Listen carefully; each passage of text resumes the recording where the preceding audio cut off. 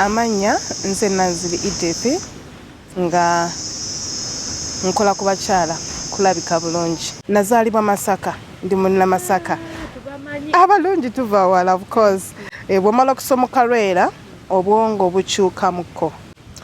So mu kuva e Masaka ntunulira nti nvudde mu family y'abaana 8 nga omukyala yekka yabalabirira. Kati nze neekuza mangu. Muzeyi nga maze okufa, I think I was 12 or 11. Kati mama wange atetenkanyawo waliwo bingi ne rangozi za families. Kati mama atetenkanyawo wakati mu maziga abaana tebasomye. Should I tell you something?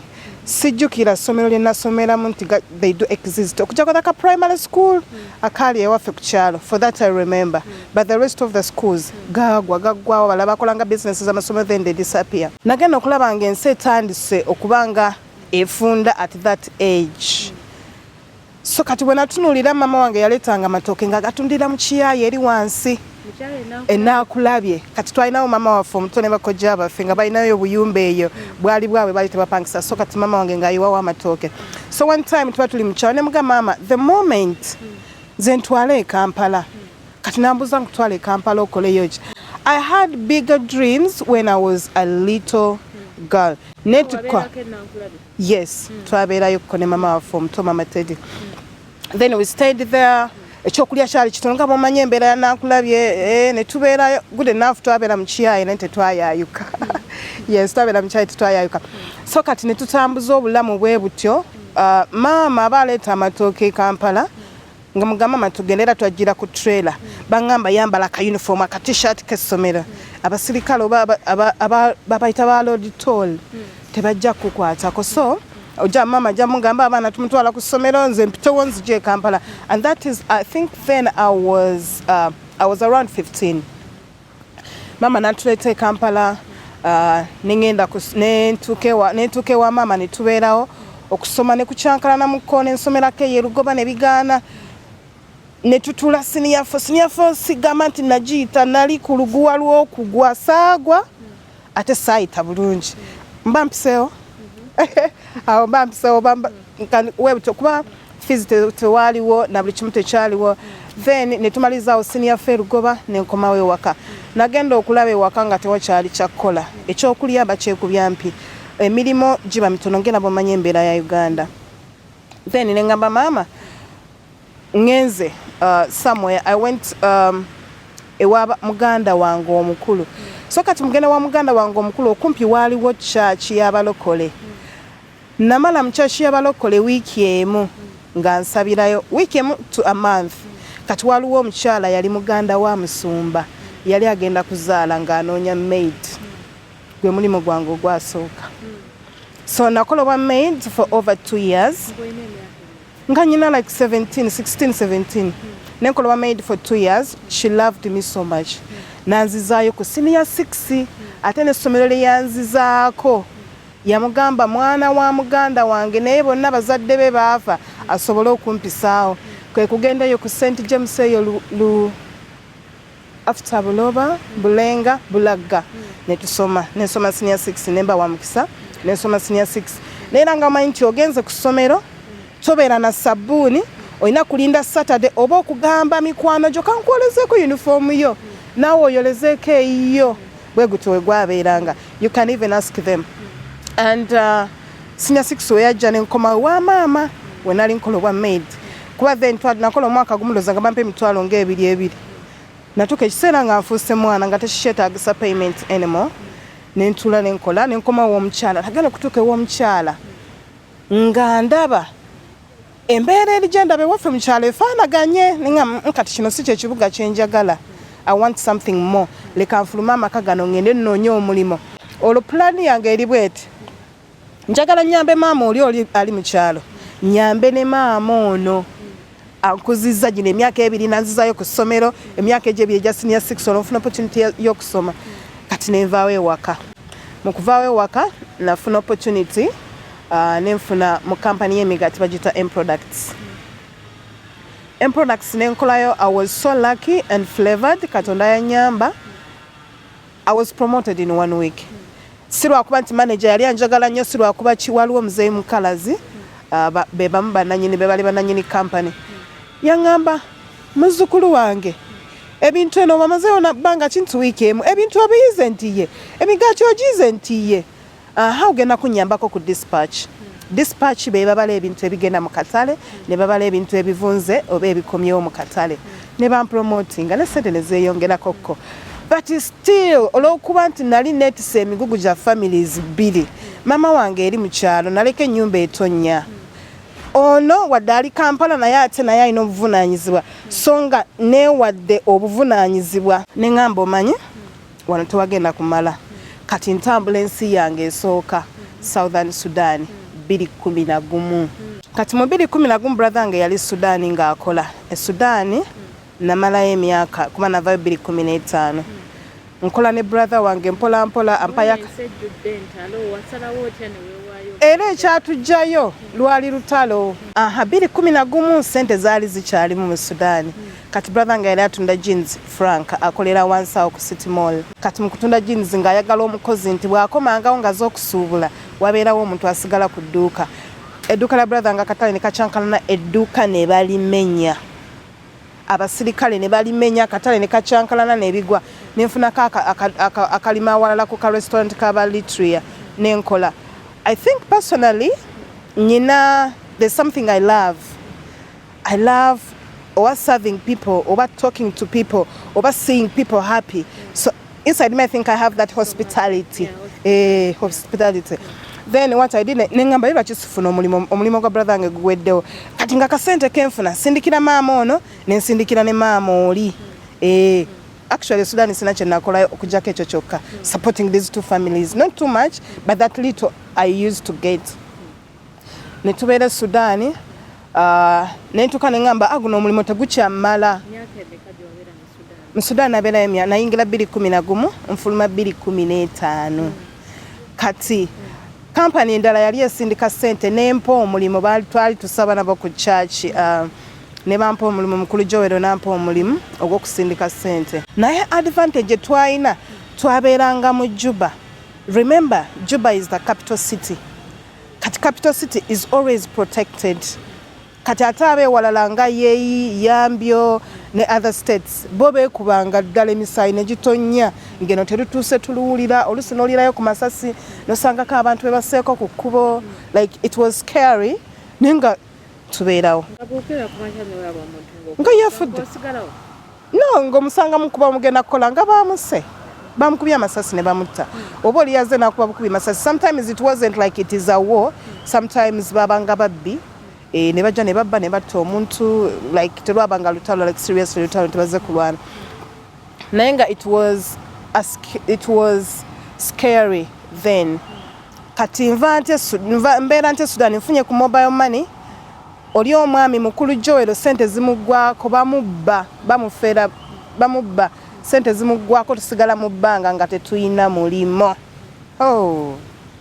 sidda waka Masaka sidda waka enewa maama ku Salama maama gye nali nkolera obwa maid siddayo kati nentula ne ŋŋamba ŋŋenda kukola ntya naye nga mu nsawo nyinamu $2 ne ŋŋamba Mukama wano olina okukolawo eki by then nalina ne boyfriend okay so mukubeera ne boyfriend nenfuna ekirowoozo ne ŋŋamba lwaki sitandika nze okusindika ssente nga nzijja Sudan nziteeka Uganda system ngimanyi manyi obasindika ssente manyi bwe bagula $, sisobola kikola nti ne ŋŋamba ye nsobola okikola nga nnumba boyfriend nga mugamba omanyi nsabayo $, ebyo 3 nze n'okusaba tetwawukana nnyo Laka bisatu ogenda kukola nti ngenda kutandika company yange esindika ssente company nti ye company nagituma na company because twasindika ssente Sudan twasindika ssente on a black market tekyali konti you have to register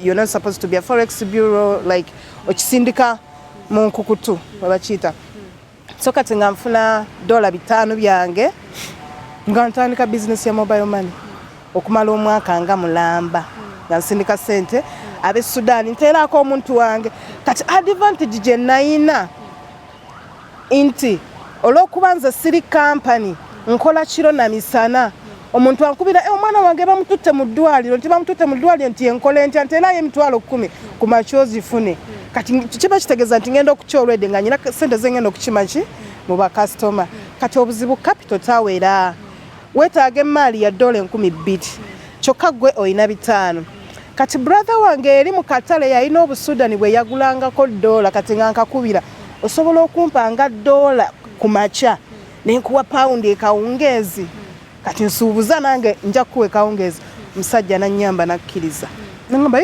isoke nja kuwanga sente zonna zokola ki zoyagala so netandika business ya mobile money bwekyo nengenda nga nkuŋŋaanya sente kati mba ntuuka wakati gwali gwakumeka I forgot gwali gwakumeka kati olutalo v'omwange ne balyoka batukuba twazuuka ku makyanga amasasi gavuga ng'abantu bafudde okufuluma ebweru nga tewali muntu olaba motoka z'amagye network tekuli tetulina kyakola okutambuzaako ebigere kuba twali kumpi twali tusula kumpi ne airport Tongupi nga bagamba airport bagisibye ntugamba tugenda kukola tutya then nali nsula kumpi ne boyfriend wange then netutambula netugendayo we were hosted bo bali basula mostly kuba bali bagwira naffe twali bagwira but for them they had baina a good home and they had security kati mukubera ne security netwewogomeeyo kumala weeks nga 2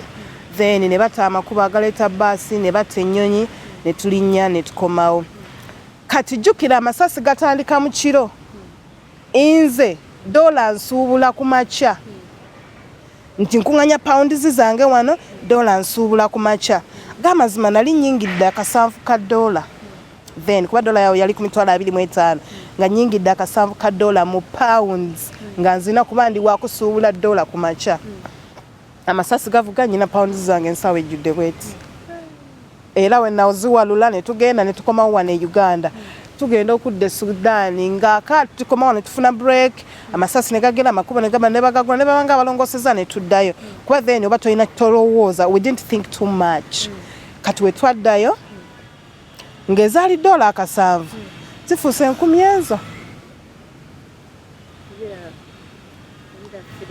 nga zifuuse 10,000 ezo ntugamba hanga $, erinnye notulina sente nga ziri awo sente zirinnye neŋŋamba kati what next obuzibu bwe nnyina saagala kulemera mu mbeera endowooza mangu nensobola ogivaamu kati neŋŋamba waaki sigende Dubai olwo waliyo mukwano gwange gwe twali tusindika naye sente mu kampani eri enkadde Aisha aŋŋambye nze ndi mu kampani eno nkola jangu okolere eno ngamba kati kankoze zino 10,000 zange 3 okutuusa lwe nafuna sente eza tiketi eza accommodation ez'okulya eza transport n'okutambula kunoonya mirimu n'eza buli kimu nenkuŋŋaanya sente ndoza gyali emyezi 6 nenkuŋŋaanya $5,000 nga nyina ne ziri 3,000 nga nyina nusu kanaana aka $. So okubeera n'akanaana ako neŋŋamba kati ziri 5,000 ze ngenda okukozesa ku lugendo lwa Dubai then nali ndese ne sister wange gwe nkola naye ku mobile money neŋŋamba kati ngenda kubaamu 10,000 2,000 nzirekere sister wange azizanyisa in case I fail I still have the job here nja kudda nkole manyi okukola nja kudda nkole nefuna ticket nefuna visa ne bamposesingira visa ne bampa bwentyo wengende Dubai visa bampa ya mwezi gumu era yambonyabonya nnyo yanzizaamu kemabega nagamba era kale obasinga yali ya myezi 3 naye kale yali ya mwezi gumu egudduka kati awo bwentyo wenyingira Dubai kati otuukira watuuka kunoonya mulimu oba oli yalina wakupangidde nti oli wano Dubai kye nagirabako ensi tebapangira muntu mulimu weenoonyeza ne bakusiima n'okola kati mu kutuuka ne banyaniriza bulungi nanfunira accommodation eyo mwalimu abaana Bannayuganda banoonya mulimu balina ka center e Deira kati ku Sabuka we twakuŋŋaaniranga Bania Square nagendanga naye baserabidde yali luddawa yene ku Bania Square twagendanga nayo ne Sabuka bakuŋŋaanira kuba that's why we could get the cafe internet cafes. I want to be honest with you byonna nali mbikola. I was lacking confidence. Nga confidence zero. Ogenda kuyingira mu interview nga akatengo kakukutte dda. Of course balabira ddala omuntu atidde baba tebasobola kukuwamu. Kitwala omuntu okutunulira omwana ono gwagenda okuwa omulimu nti omwana nalina potential esobola okukola.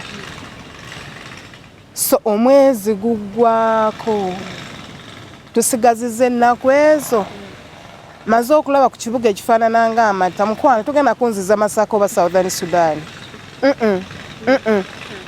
Kati waliyo kiwookini baali bagaba cleaners company magita Emiril. Tugenze ku interview balaka bali bagala abaana bangi then ndoza bali bafunye kundi bali bafunye contracts.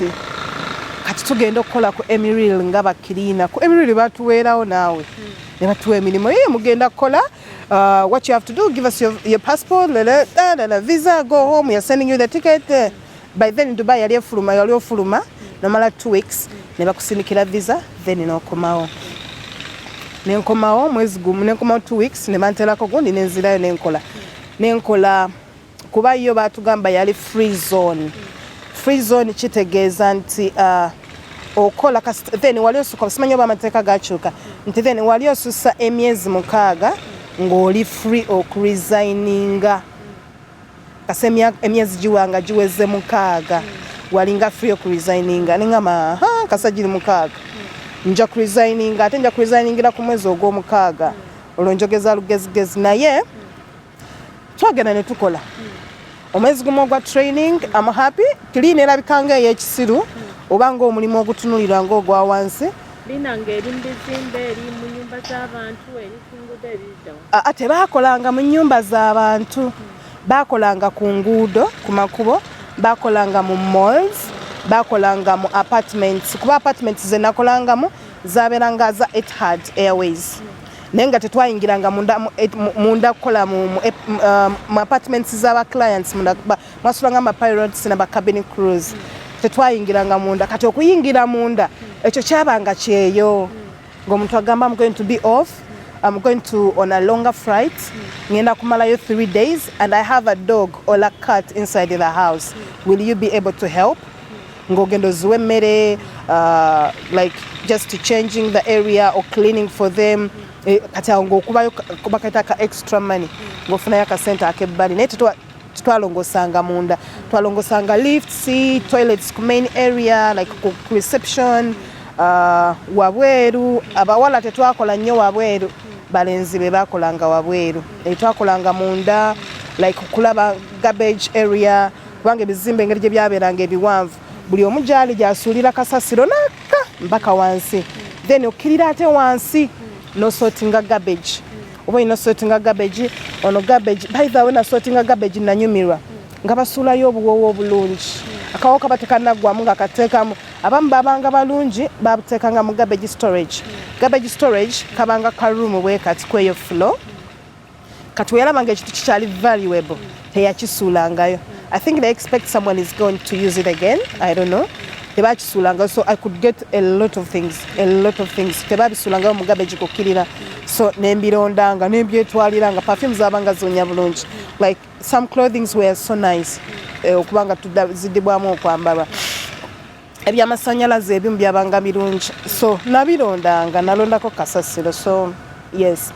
So netukirininga netukuuta toilets naye ng'omutima gwange gungamba wano ndiwo emyezi 6 era we bampa ku Etihad saavaawo nakolerawo emyezi 6 kati lunaku lwempeza emyezi 6 remember I had applied nga njagala nnyo kukola obwa waitress.